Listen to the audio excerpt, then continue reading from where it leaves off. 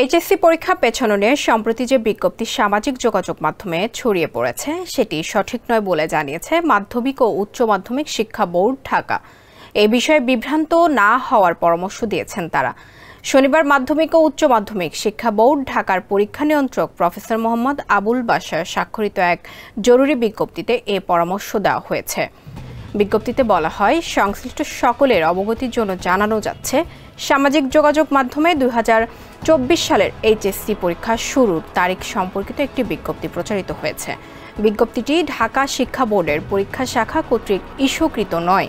ঢাকা শিক্ষা বোর্ডের ওয়েবসাইটে প্রকাশিত সময়সূচি অনুসারে আগামী 30 জুন থেকে এইচএসসি পরীক্ষা 2024 যথারীতি অনুষ্ঠিত হবে। স্যান্ডেলিনা সো, রূপচর্চায় আভিজাত্য।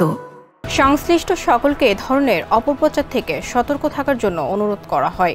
এর আগে সম্প্রতি সামাজিক যোগাযোগ মাধ্যমে এইচএসসি পরীক্ষা পেছানো নিয়েও একটি বিজ্ঞপ্তি ভাইরাল হয়।